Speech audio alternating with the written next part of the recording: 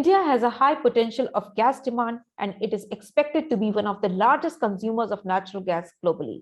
While the target of a 15% gas share in the energy mix remains a top priority, the COVID-19 has accelerated energy transition from oil and coal to gas and renewables. To elaborate this further, we have invited a panel of industry experts to discuss on the topic transforming city gas distribution in India. The panel will be moderated by Sudhir Pal Singh, editor, ET Energy World, The Economic Times. Before that, I would like to invite Mr. Gajendra Singh, member PNGRB, to set the context of the discussion. Welcome, gentlemen.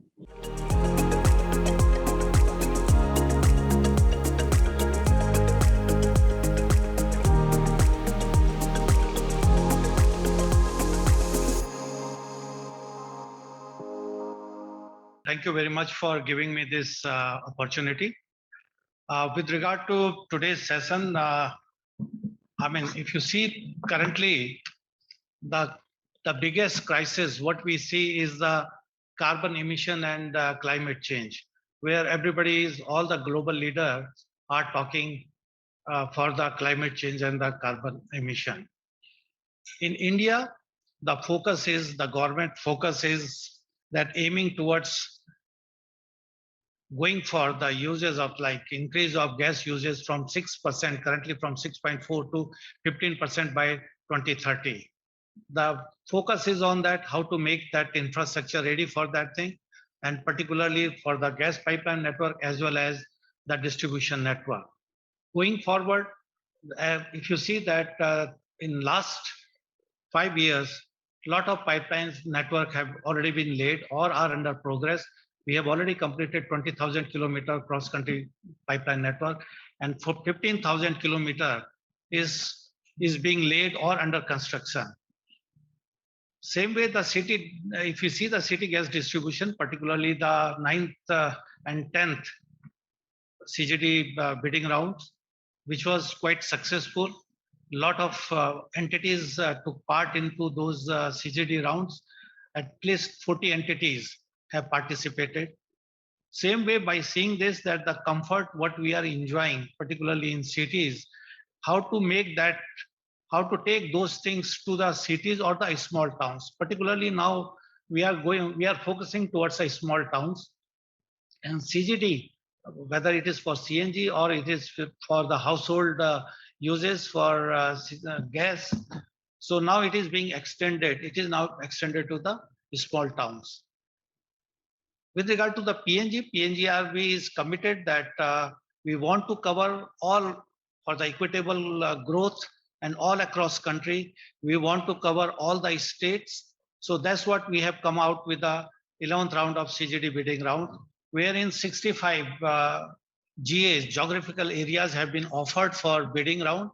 And now, which is the largest, what we see in the terms of districts covered and the area covered. If you see, this is going to be the biggest round. And perhaps maybe the last round, because after this 11th round, only few areas will be left over, perhaps, which may take time to reach the the network to those areas, remote areas, may take some times. But particularly this 11th round is a very attractive. And now we are seeing the way the entities have participated in 9th and 10th round. We don't have any reason to say that the good participation will not be there in 11th round. Because the CGD business, the way it is growing all across country, and the entities who have participated and who have been authorized now for the different GAs are performing very well on sites. Lot many CNG stations are built, and now they are seeing, particularly the CAGR, if you see for CGD business, which earlier used to be 10 to 11%, now it has gone to 10 to 13%. And particularly overall gas, if you see, which was earlier 4 to 5%, now it has reduced. But as far as CGD business is there, it is growing very fast. But with the infrastructure which is being under construction or which is being laid, now if you see that all across country, all the states are going to be now covered. And with this, all the demand center, all the small demand center are going to be touched by the gas. And the earlier, the eastern part, which was having a lot of steel plant and the refineries, they were basically looking for the gas for their furnaces or for their uses. Now they are seeing that once the pipeline will reach, now they are going to they are going to make use of the gas. So reaching from the target, what government of India is aiming from the current to the 15% by 2030, I see there's a lot of opportunity. It's a challenging task, but it's not like that it cannot be achieved. This is the target. If we just see those targets, the way the CGD entities are growing and the way the consumption is growing, I'm sure that by 2030, that the CGD entities, which is currently at 32 million, they are consuming only 32 million. They are going to consume almost 80 plus MMCMD of gas. Same way, once the pipeline infrastructure is reaching to the remote sites or the eastern part and the other cities, I'm seeing the 6 fertilizer plants, which are now already under construction. Those are now going to connected over the gas pipeline. And these once they will start taking gas, all 6 fertilizer plants, they are going to consume, these are the anchor customers, they are going to consume a gas on continuous basis. Similarly, the other customers, which are the potential customer, which we see as the potential customers, like the steel plants. Steel plants, they have the potential to use gas. Only thing they have to change over from coal to gas, which they are ready to produce a better steel and the good quality of steel. So they are ready to switch over to the gas. Similarly, the refineries, if they start using gas, like in other refineries which are there in other part of the country which are taking gas, so they are also going to consume a good amount of gas. So going forward, the gas consumptions are going to be increased with because this infrastructure, it is a contingent upon once the infrastructure is there, that definitely their gas uses are going to be increased. So focus from PNGRB side is to develop the infrastructure in such a way that we are touching all parts, all demand sector are being connected. Next level is that how to make use of that, how to reach to the 15%. There I say that if you compare with the globally, the power generation in all other parts of the countries, if you see the power generated by coal, maybe it is US or the other countries, if you see, it is a very less percentage. But here in India, if you see 2/3 of power is getting generated through coal. When climate change and this carbon emission is now being talked, so I'm sure for going forward, the power plants are going to take the gas, and they are going to take, even if they run at 40 to 60% of PLF, they are going to consume a good amount of gas, almost 100 to 120 million of gas they are going to consume. I'm very positive that this target, what the government is aiming and targeting, is achievable, and by 2030, that is not is something that we cannot achieve. Because once the infrastructure will be ready, and distribution networks, everything is ready, and CNG will be there all across. So I'm sure for going forward, it's going to be very successful. On this occasion, I'm also thinking to request all the entities who have already participated in previous rounds, and now the new entities who are interested, because this is coming out of good business model, CGD business. So I'm sure that going forward, this 11th round, we are going to witness a good participation all across areas. Though there are few difficult areas where the terrain is difficult. So to make that thing easy, so we have not created a different charge areas within those GH. So we have considered a district, particularly district is as a charge area under that particular GA. So we have given a lot of relaxation so that this 11th round will have a good competition, and the way the parties are approaching, I'm sure that it is going to be very successful. Thank you very much.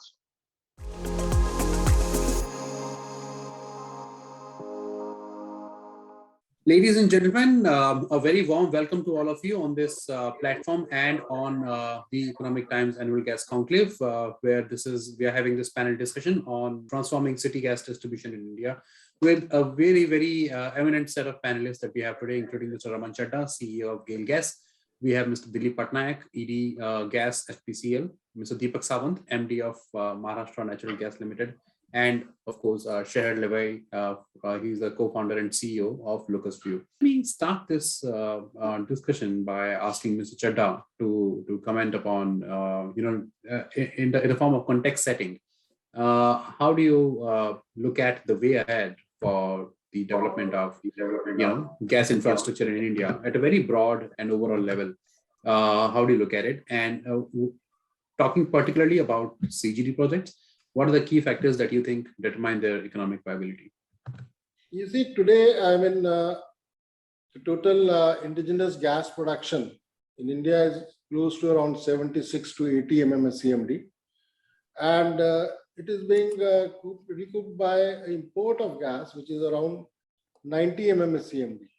So total, it comes to around 160 to 170 MMSCMD, which is basically translates to around 6.7% of the primary energy mix. As natural gas as a percentage of primary energy mix. The government has basically made a very ambitious plan for a fulfillment of this gas-based economy, and we are basically hoping to see a figure of around 15% natural gas as a percentage of primary energy mix, which basically translates to around 590 MMSCMD. So currently where we are in close to around 160, so we are targeting a total gas sales of around 590 MMSCMD. Now the question arises, how to source the gas and what are the areas, what is the supply side for that? So there are several studies which have been put on this subject, and we expect that the indigenous production, which is currently around 80, will with incremental additions over the next 2-3 years, maybe by another 10-20 MMSCMD by ONGC, Reliance and others, Oil India, it is expected to reach a figure of around 160 MMSCMD by 2030. Concurrently, the country is boosting the regasification, new regasification terminals that will increase the current capacity around 38.5 MMTPA. So another 25 MMTPA are under construction, another are under proposed, which will also see the construction being started. So effectively, we are doubling the regasification capacity both on the east coast and the west coast of the country. So which will translate into an import of around 190 by 2030. So that makes the figure to around 360. Apart from that, we are basically targeting to put around 5,000 CBG plants by 2030. So that will add another 40 million to the supply side of this.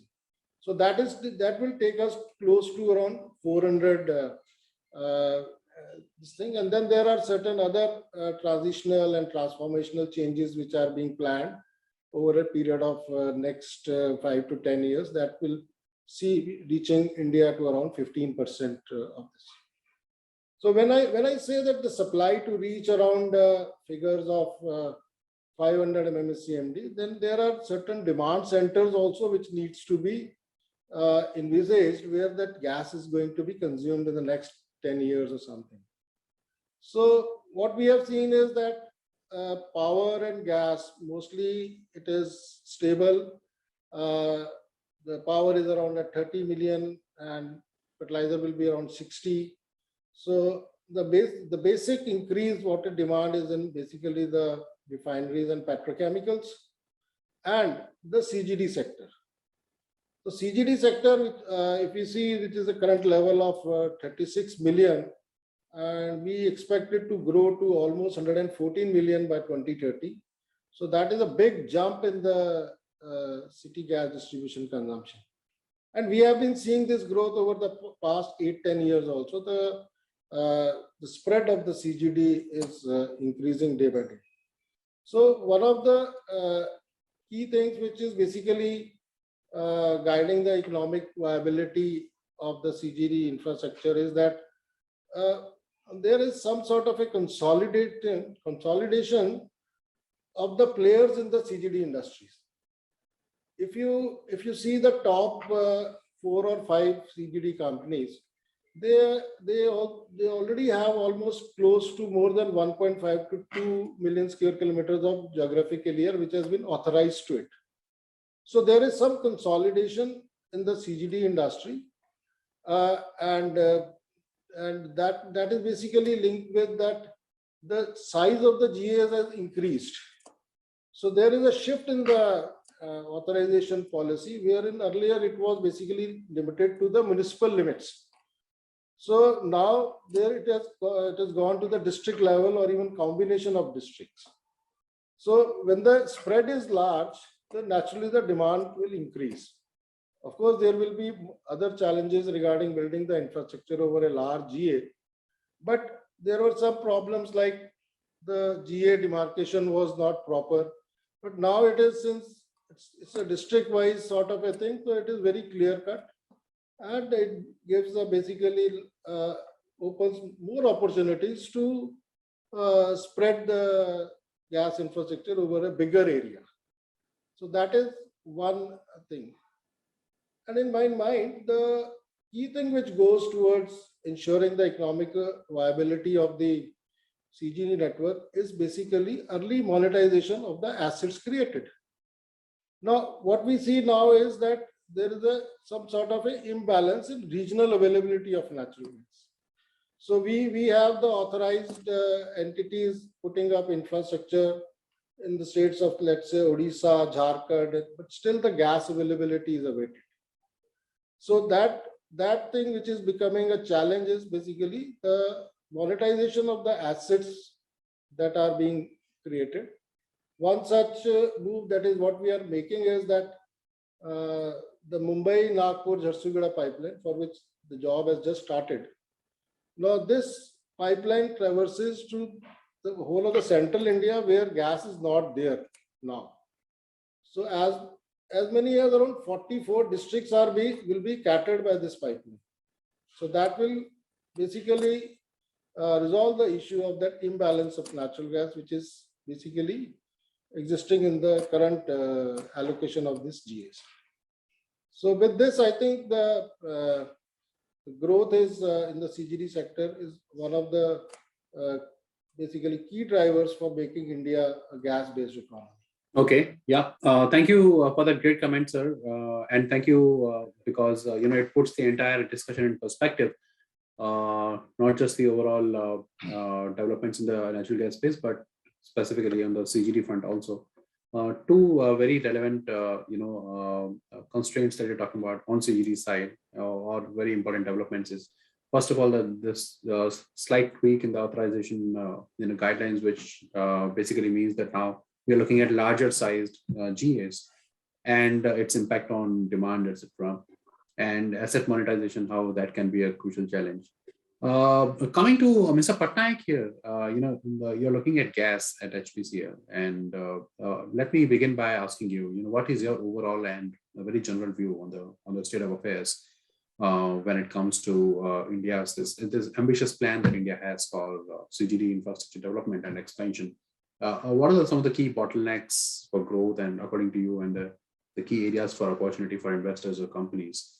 How do you look at it? Good afternoon, everybody. I'm really pleased to be a member of this panel discussion today. So Mr. Chadha has very broadly has brought out the numbers, the ambitious plan that the country has embarked upon. I would just further add to a couple of things to that. The perspective how the gas economy is being planned before coming to the CGD sector per se. We all know that government has already declared to take the primary energy mix 15% of gas to be in 15% by 2030. And it is not just a announcement. Everybody knows that there are various steps has been taken to this effect, and various concrete steps, rather, I would put it. if I would, like my co-panelist, Mr. Chadda, had very aptly put that, okay, we have to create a demand. We have to source that demand. We have to see that that particular molecule reaches the end point. And to this effect, I think the gas grid, what the government has planned, particularly the 3 gas pipelines, what is being the major pipelines today, the Urja Ganga, the Indradhanus, and the Central India pipeline, what Mr. Chadda just talked. This, I think, will change the pipeline structure of the country to a very, very large extent, and the imbalance what today of the reach of the gas to the nook and corner of the country will be largely sorted out. That is one. Second, today itself, we have got the regasification structure. Is to a large extent, we have got more or less sufficient regasification structure, but it is slightly imbalanced. Like mostly these are already the West Coast. But with Dhamra coming in east, the southern sectors are also is coming, and a lot of other things are being planned in eastern sector by in Gopalpur and other ports. So I'm saying that imbalance also is going to be sorted out very soon in the near future. So as far as that regasification terminals are concerned, that is another aspect which is being tackled, and it's being under implementation stage. Now, where are the demand centers? As we just discussed, the demand centers are boiling down to refinery, petrochemical, and one major demand sector is the CGD. Like every analyst has already talked that it is the growth is going to come from the CGD sector, and at the moment they are talking of a CAGR growth of 15%. So, and that's quite a large. And if you observe, if all of us have observed that after the 9th and 10th round, today we have already committed the CGD entities, those who have participated, those who have committed their financial commitments, they have already committed more than 5 crore household connections in the country and more than 11,000 CNG stations in the country for this 9th and 10th round. And with 11th round on the anvil, we don't know what will be the commitment which is going to come. That will come to know once the 11th round results will be out.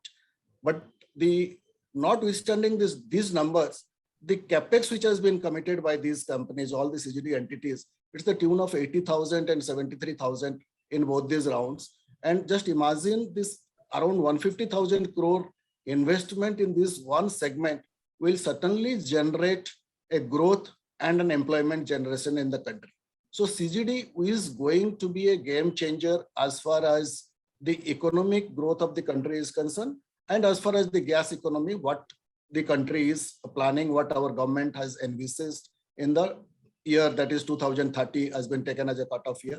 Plus minus here, maybe 1 or 2 years, 3 years there, but it is going to be there. Well, if you talk about the challenges are many, particularly for this sector, because this is a developing sector and it's not a closed environment that you are working. It is like Mr. Chadda pointed out, the areas are getting expanded. You are reaching to far and far reach areas. You are reaching to remote areas. So the working, the availability of the skilled workers, the availability of main material machines, and the cost. These are going to be the challenges. But I'm sure with the concerted efforts, with a lot of initiatives what the government has taken so far, CGD economy is going to be a great player in the gas economy to be formed in the country. This is what I would like to put to my audience here as an opening this discussion. Sure. Okay. Thank you for that great comment, Mr. Patnaik. Mr. Sawant, what is your view on the CGD industry in India? What are the main areas of growth, opportunities, and challenges that exist as you see them? And what are the ways to basically address them? If you can, comment upon that. Yeah, very good afternoon for all of you. And I'm thankful that ET Energy has organized such a thoughtful gas conclave to bring experts. And I also welcome the eminent panelist, Shri Raman Chadda ji, CEO GAIL Gas, Shri Dilip Patnaik ji, ED Gas and Renewable Energy, Shri Seher Levy, CEO and co-founder Locus View, and all the participant who have joined this platform. My view is that CGD infrastructure in India has made a significant headway in the recent years. Nearly only 34 geographical areas were operating with city gas in the year 2014, and which has grown up to 288 geographical areas by the end of 10th bidding round, to cater almost more than the 50% of the geography of the country, as well as reaching to 70% population of India. So city gas sector is growing in leaps and bounds, and with the 11th round of CGD bidding, there are 65 more geographical areas on offer. So we'll make around more than 350 number, and 90% of the population of the country can be catered through this city gas network.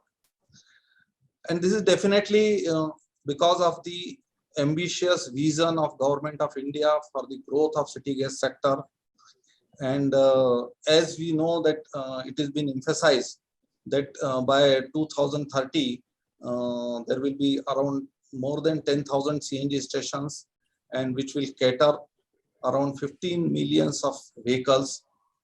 And it is also expected that more than 40 millions of the domestic consumer will start using pipe gas by 2030. So apart from that, this city gas companies also expected to grow at a very fast rate. In fact, it has already been told that we are expecting a CAGR of more than 10%. So natural gas consumption in the last year, which was in the city gas sector, which was around 9,500 MMSCM, is expected to grow to 25,000 MMSCM in the coming years.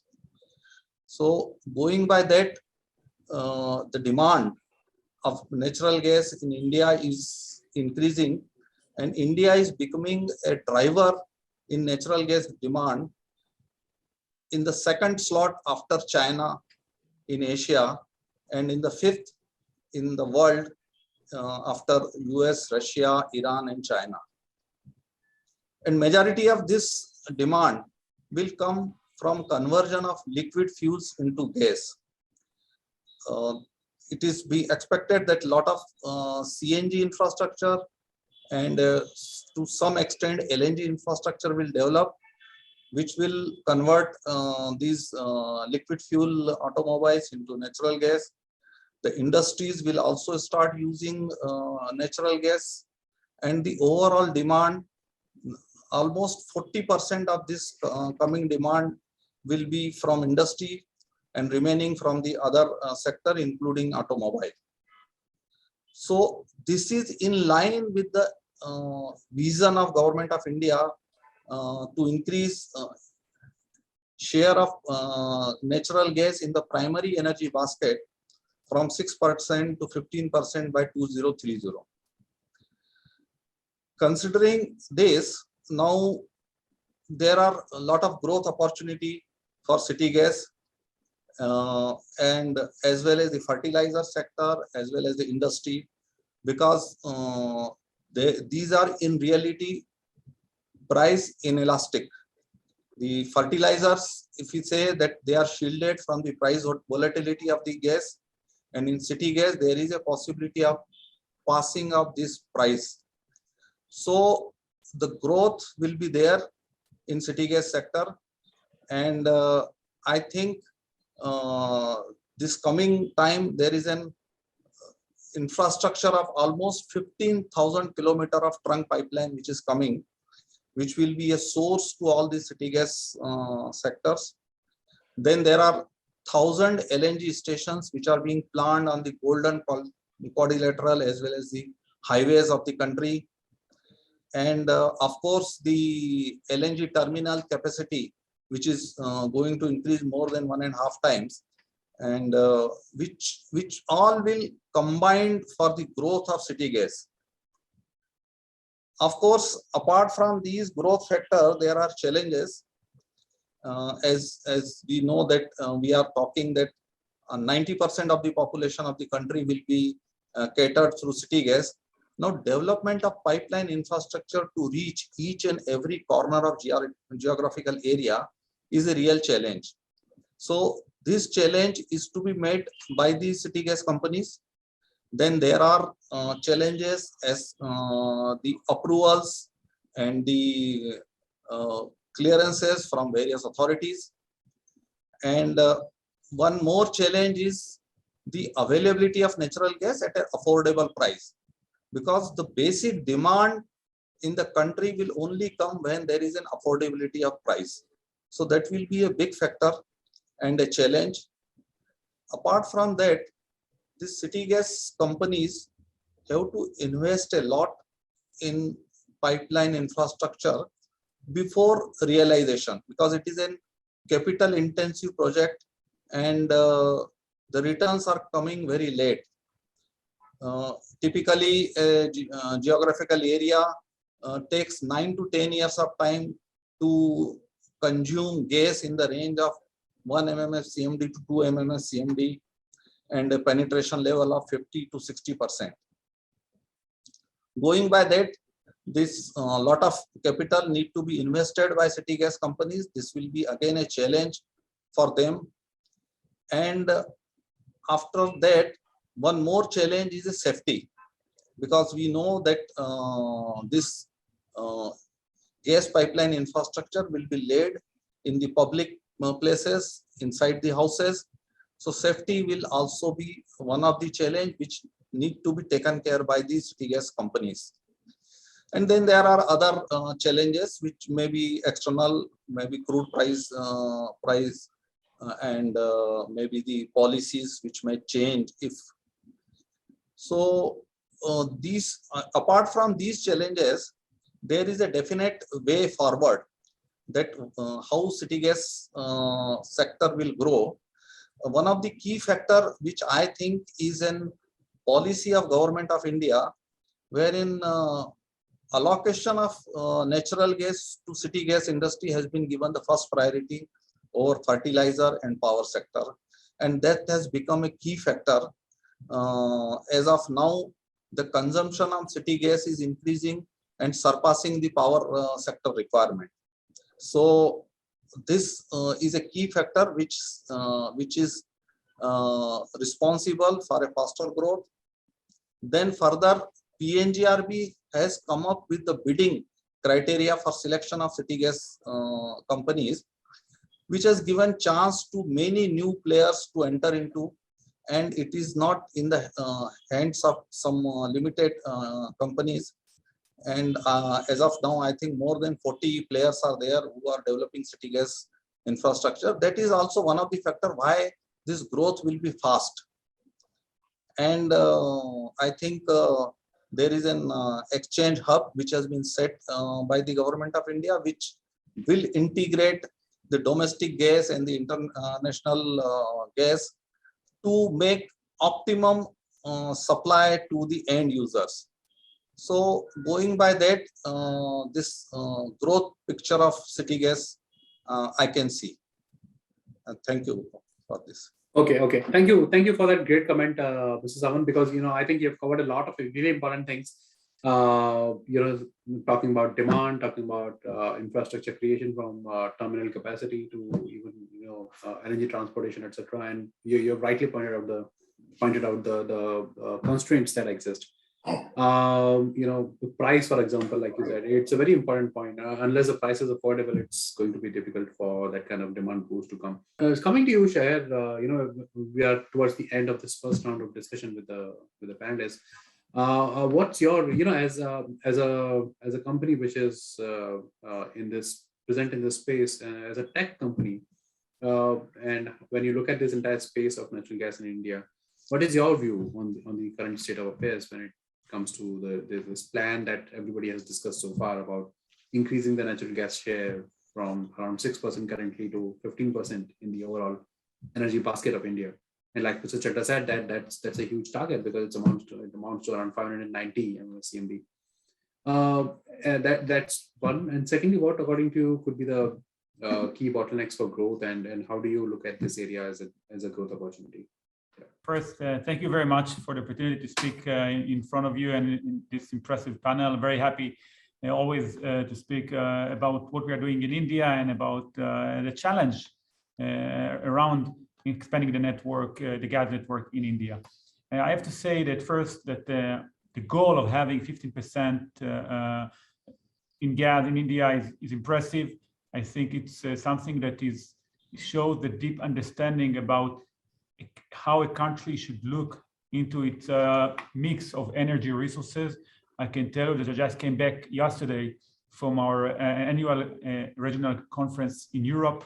And over there, it was all around the understanding that you need to have the gas as a pillar in your overall strategy around gas, all the way from the all traditional materials and fuels and so on, to renewable energy and so on. And the gas is something that sits in between. It can provide you a reliable solution that you can provide to the citizens in an affordable manner. And this is very important.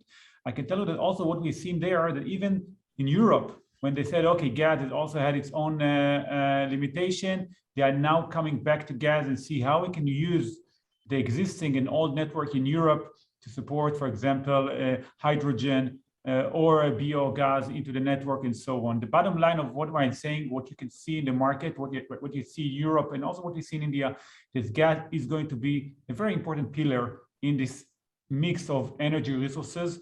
And I think that any country should take it into consideration and make sure that they are doing the right investment in order to give it what it needs, because gas, to build a network, as we said, it's expensive, it's complex, it has safety issues and so on. But if you are doing it in a proper way, you are doing a long way in order to achieve the energy confidence that you need to provide to your citizens. So this is the first thing. In terms of the what is challenging around it, I can tell you that just from our experience in the US and in Europe, it's not necessarily about the CapEx investment. Even if you have the capital that you need to go out and build the network, it's only the beginning of the process. And what we are seeing, both in the US and Europe, that even if you have the capital, now the question, can you really deploy the capital? In other words, build the network in an efficient manner, to be on time, to be on budget, and to build the network in a safe manner to now serve the country for the next 50 years or so. And this is the challenge, because what we are seeing now, we are seeing that there is a lot of limitation along the way. If it's manpower, skilled manpower, people, manpower with the right training, right qualification to do the work. If there is really visibility into what is going on to the field. If you have, as a company that's owned the network, and probably are using contractors to build a network on behalf of you, if you have the confidence in what they are building on your behalf, if you have the location of the assets, if you have the properties of the assets, so if in the future you need to do recalls and so on, you can do it. Because, for example, in Europe, now that they have an old network and they maybe want to use it for hydrogen, they are not sure if the infrastructure is ready for it. So even though that they have a gas network and they want to leverage and maybe do more with what they have, because they don't have the data that they need, and they didn't use enough digital tools back then when they laid out the pipelines, now they need to go out again, renew, replace, or just surveying the pipeline. So the bottom line, I think that if you want to be successful in this journey, you need to create the right mix between the people with the right skill set and the technology tools that will help you first to manage the process throughout the construction process. Make sure that you are in time, that you are in budget, you can capitalize the asset as soon as possible, as we said before, and also make sure that they have the data that you need to support now the operation and maintenance of the network for the next 50 years. Not only as it is today with the natural gas, but maybe in the future, the use of hydrogen, or as I said, all kind of bio resources as part of the network, because at the end of the day, the pipeline that you have, which will be all across India or the majority of India, it's a huge asset that you will be able to leverage in the future for many uses that we don't even understand today. Yeah, okay. Thanks, Shahir. That's a very relevant point, and we can never overemphasize this point, because it's really important to have the right kind of data, the kind of data that allows us not just today, but let's say 20 years hence, to make the kind of desired changes in infrastructure. And the Europe example that you gave, it definitely a learning for sure, right? You're basically saying that today they are not able to include, they're thinking twice about whether or not having hydrogen in the same infrastructure that was set up many years ago, because at that time they didn't have that, you don't have the data that dates that back, right? And that time they didn't have that good sense perhaps to use digital tools. Something to learn from, no doubt. We have managers here, and so anyway, moving ahead in the discussion, let me turn to Mr. Chadha again and understand from him. You covered the entire when you in the initial part of the comment, you covered the fair bit of the gas space. Can you also talk to us about some of the measures that can be taken by companies or at the level of the government to boost demand and regional markets also? And secondly, what, according to you, were the main learnings from the 9th and 10th bidding rounds, and how are we using them in the 11th round of CGD bidding for growth? Well, coming back to the learnings and for the 9th and the 10th round, as I told, the delay in the asset monetization due to the non-availability of gas is, well, building an infrastructure is relatively now easy. Government is taking a lot of initiatives. There has been a lot of coordination between the state governments. Regularly, the PNGRB is basically conducting meetings with the state government chief secretaries, and the MOPNG is also very proactive in making some standardization regarding the permission charges or availability of government lands for putting up CNG station and other permissions, providing one window for getting all the permissions for the thing. So the only challenges what I foresee is that when we are basically spreading the CGD coverage to almost 90% of the mainland India, the availability of the gas basically will be the key driver, and that is what we touched upon, that one nation, one grid. So we have, as on date, possibly around 35,000 kilometers of pipeline which has been authorized by the PNGRB, and out of which I think 20,000 is available. Balance 15,000 is under various stages of implementations. And once that is completed, we will have sort of availability of gas over the entire geography of India. And someone rightly told that Indradhanush Gas Limited, which is a very prestigious project which is being taken up in the Northeast. We are connecting all the 6 states of the Northeast. So there also there will be a big boost in the gas economy. So that is what we are looking at. The 11th round is aptly covering the Northeast as well as the left out areas of Rajasthan in the Western and of course Central India. So what I can possibly see is that once you track the growth of this CGD industry, there are many other avenues also which are growing up. So like for say the LNG. Now LNG distribution on the major highways basically, there's an ambitious plan to put around 1,000 LNG stations. And what is the economies is something like that when we compare with the cost of the alternate fuel like diesel, they are very well placed. LNG as a fuel is very well placed.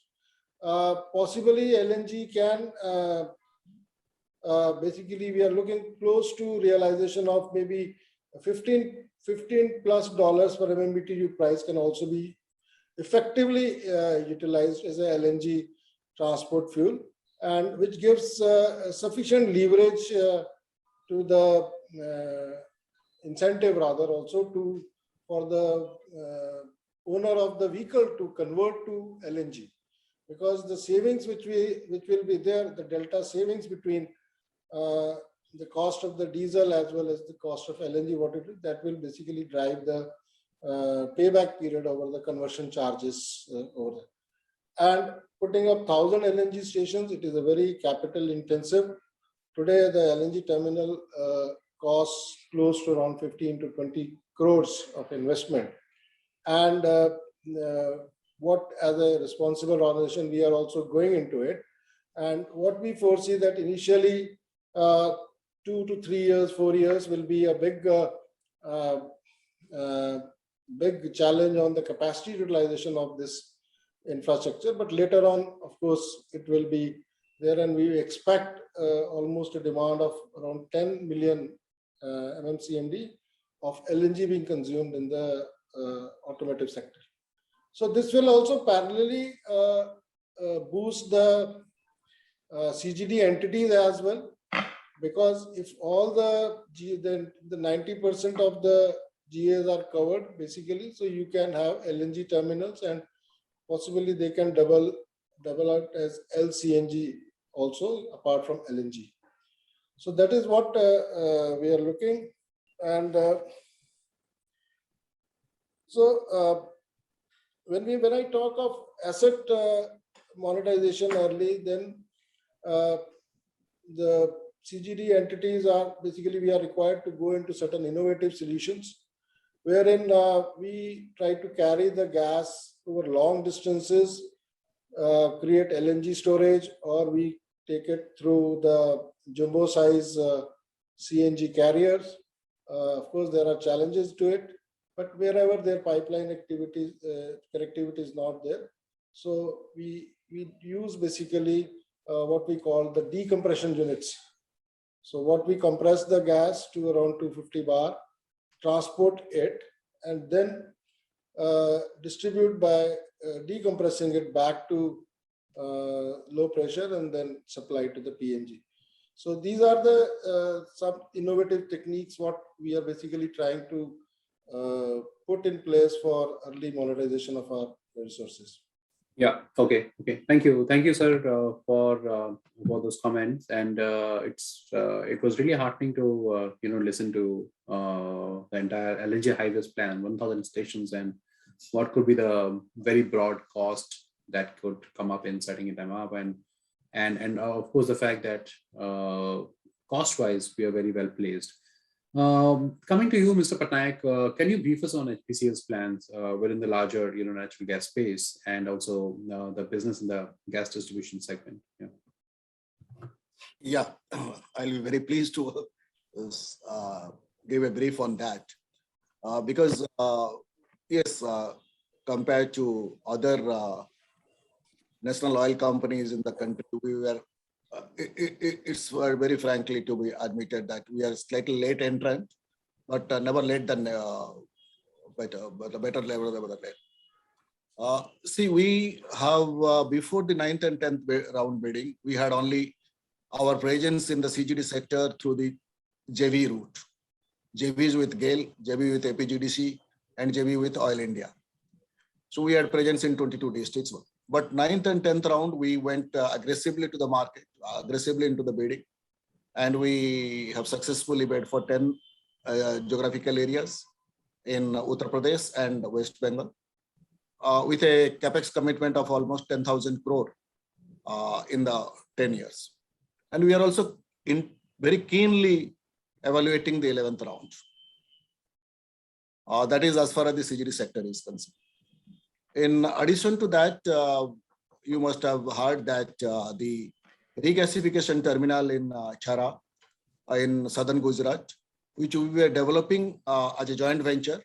Today, SP Group has gone out of it, and today it is a wholly owned subsidiary of HPCL. It's a 5 million land-based regasification terminal with an investment of more than 4,000 crore, and which is expected to be commissioned by first quarter of 23. Actually, pandemic pushed it little back. Otherwise, it could have been the end of 22. So that is one investment what we have going on in this thing. And in addition to this, we have the JV route investment into cross-country pipeline of the gas pipeline, where we have got 11% equity. So all those things put together, the company has taken a stand that we are going into this gas business, because till the other day we were primarily a petroleum refining and marketing company. We were primarily in the fossil fuels. But this is a field where we have got a huge amount of investment, not only in the terms of capex, but in terms of human manpower also. So HPCL has got a very, very large plan in as far as the gas market is concerned. And we are consolidating our position in this.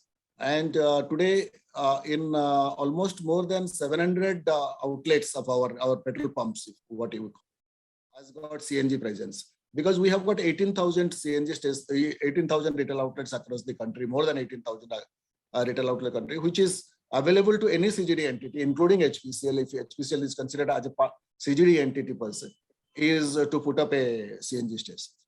That is one.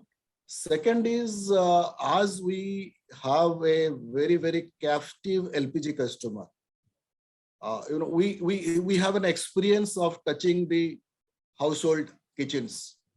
So we are quite sure that we will be able to get into this business of giving the domestic PNG connections to these households, because we have not only the urban presence, we have the presence of rural India. So it will be our experience which will enrich us in getting into those PNG connections and all those things. That is one part. Second is as we are starting our project now, we are sort of a work in progress stage. We are bringing in digitalization in the beginning itself to start with. Just for one example, I would give, because in the PNG connections, from the beginning itself, we will be using the smart meters. We are from the end-to-end solution, we would like to have it sort of on a touch screen basis, like customers to, because we are already done that in LPG. So it will not be a great difficulty for us to do that. So these are the certain innovations which we would like to bring in addition to the distribution of the gas, whatever new technology will be available. Certainly, I'm sure HPCL will be investing that and going into that. So to summarize this, I would just like to stress upon again that HPCL has actually put a lot of capex investment as far as the gas business is concerned, and we are going to only expand on the investment whatever we have done so far. That's all. Thank you. Okay, yeah, thank you, sir. Thanks for commenting about and informing about the capex and gas business, and of course the Chhara LNG terminal in Gujarat. And you're also saying that the strategy going forward on CGD side is to utilize this massive reach that you have, and apart from digitalization efforts like smart meters. That's a lot of important information. Thank you. Coming to Mr. Sawant, sir, what is from if you want to have a view from MNG, Maharashtra Natural Gas perspective, talking specifically from the point of view of this company, can you brief us on the current business landscape and the growth plans on the CGD side? Thank you very much. See, MNGL is one of the fastest growing company, and it is backed by the strong promoter, two Maharatna companies.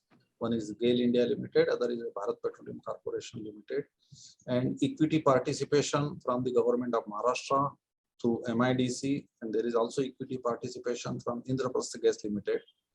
So with all this background of gas and infrastructure, MNGL is working continuously for an uninterrupted, clean and green energy to all the households, automobile sector, commercial and industries.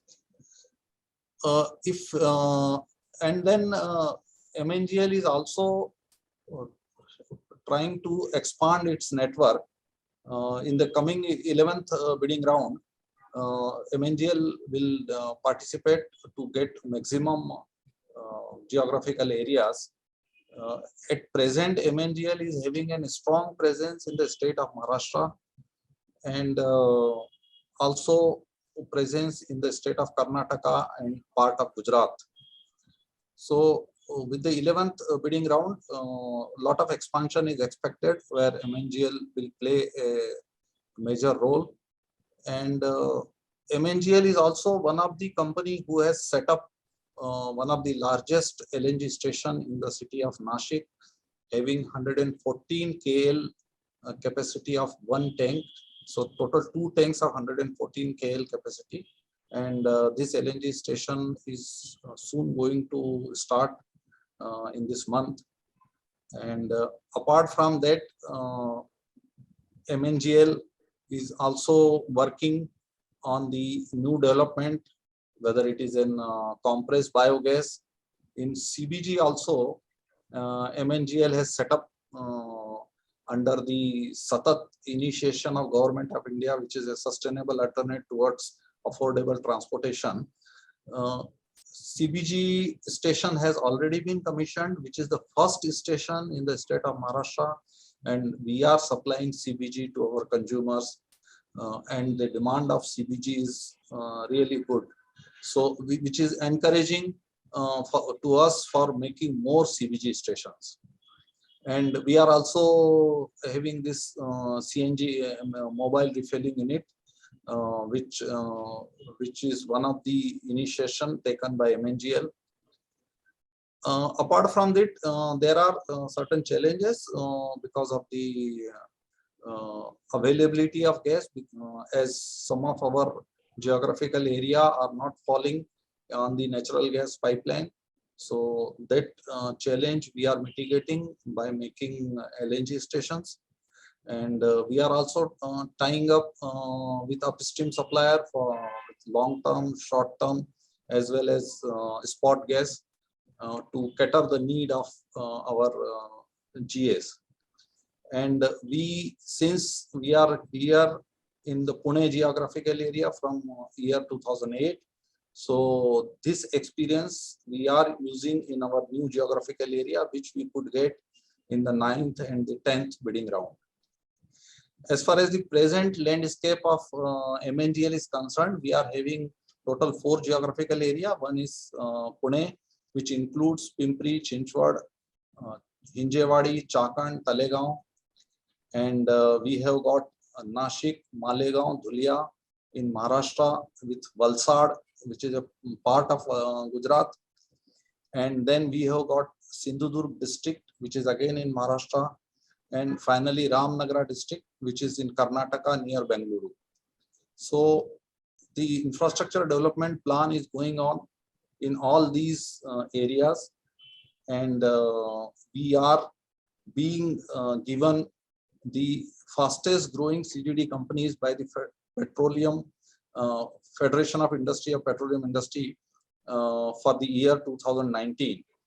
So, and we have touched the 1 million gas per day mark, and continuous growth is being achieved. As on date, we are having around 150 CNG station.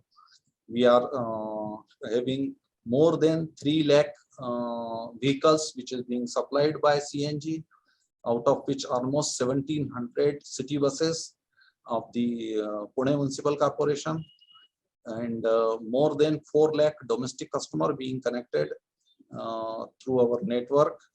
And we are having almost 400 commercial and 250 industries which are being catered through our infrastructure.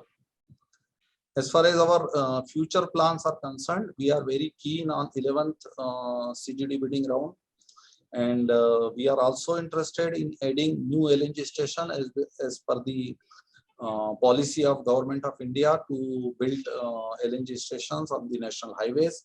So 3 LNG stations we are planning to build, and we are poised to grow from 1 mm CMD to 2 mm CMD in the coming year, and addition of 100 more CNG station in this year, and making this city gas available to not only the old geographies but the new geographies which are taken in 9th and 10th round, as well as we will be taking in the 11th round.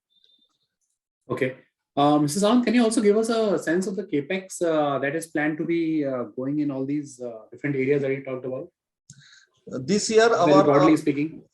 This year our capex plan is for almost 680 crores, and for the coming years, we are planning in the coming 5 years capex investment of around 3,000 crore in all the geographical areas. Okay, for the next financial years. No, for the next 5 years. Next 5 years. Sorry. Okay. Yeah. Okay. Fine. Thank you for that comment. And now, Sher, the last question that I want to ask you is, what is the company's plans in India within the larger gas space and the business in the gas distribution segment? And if you can also brief us on your own experience of working on any of the projects in the form of a case study where you would have got some learning, etc., that you want to share with us. Yeah. Of course, with pleasure. First, we decided to enter into the market in India about 2 years ago. Up until then, our main market was the US market, where our technology that enables utility and gas CGD companies to manage the entire construction process from the planning, execution, and the closeout of a project as an end-to-end solution pretty much become the industry standard in the US of how you are going to deploy your CapEx, how you are going to build your network. And as I said, about 2 years ago, it was clear to us that India should be our next market. The reason for that is everything that we just talked about, is the fact that India and its CGD network is one of the largest expansions all across the world. And this with the fact that India as a country understand digital, would like to use digital tools and so on, create for us the perfect mix. Again, on the one hand, significant expansion in the CGD business, one of the largest all across the world, and understanding of the importance of using digital tools throughout this process. So this is why we decided to start looking into this market. We had a series of pilot projects with companies all across India, and we had our first production deployment with BPCL. BPCL, it was actually a transportation high pressure pipeline project, but a pretty successful one. And we are now actively going into and looking into our first CGD deployment in the country. If you look in terms of case studies, once you use a technology like ours, a technology to manage the construction process, you will typically see about 70% reduction with the time that it takes to close a project. For us to close a project, meaning that you have the network already installed and you have all the information that you need in your system, in your GIS and other system of records to now manage the network and deploy and commission the pipe. You will see about 90% reduction in the time that it takes to do reconciliation. If it's reconciliations of the material that was used or the labor that is being used. So the time it would take from the contractor, once he finished the work on the job site, until you can really bill him and pay and do all this process, can go down by about 90%. Overall, we are looking about 50% decrease in the cost of the field crews themselves that need to collect data during construction. And the overall, not just looking at data related, about 20% reduction in the time in the field for the field crews themselves. Why?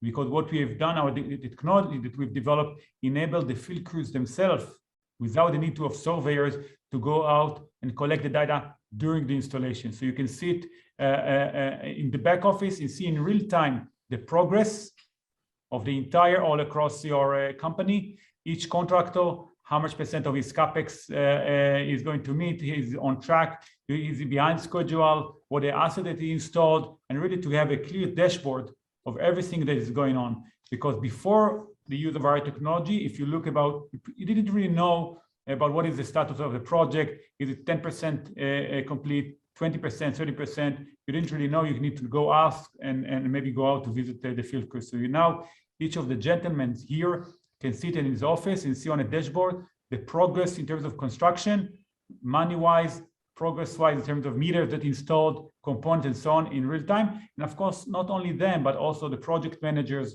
and all the people below them, because they can have their own set of data about it, everything that is going on out in the field in real time. So it's pretty much huge difference. As of today, we have about 5,000 field crews that are using the technology on a daily basis. We have managed in our system project worth of more than $5 billion over the last 2 years, and approximately 120,000 projects, gas distribution projects, have been managed throughout the system. So we're a pretty big database, and we really see the perfect fit between our technologies. It's all about the gas industry buying for gas distribution companies, and the situation in India, the need to deploy capital in an efficient manner and in a safe manner. And this is what we are doing. And this is our plans, is to expand. We now have 2 offices in the country. We have senior local leadership, people from IBM and other pretty strong technology providers in the country that have joined the company and are now leading the local offices and meeting with these amazing companies that are building the network. Yeah, okay, thank you. Thanks, Shair, for that, for all that information that you've given us on how does that really work from a technology point of view, and what what are the ways in which it can benefit our own development here.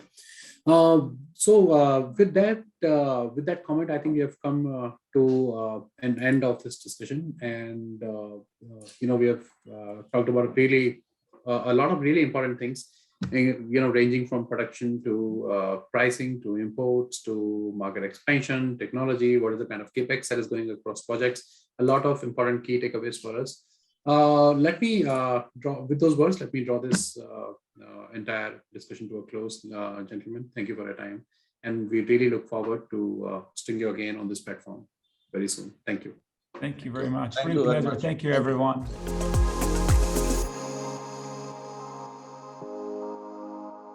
Thank you, everyone. With that, we have come to the end of the day 1 of the ET Energy World Annual Gas Conclave. I would like to thank all our speakers for their precious time and the informative content shared today. Thank you to all the participants for joining us for this conclave. Hope you all enjoyed today's content. This was not all. There are a lot more interesting sessions and discussions set for tomorrow. Hope to see you all tomorrow for the day 2 as well. Take good care of yourselves and your loved ones.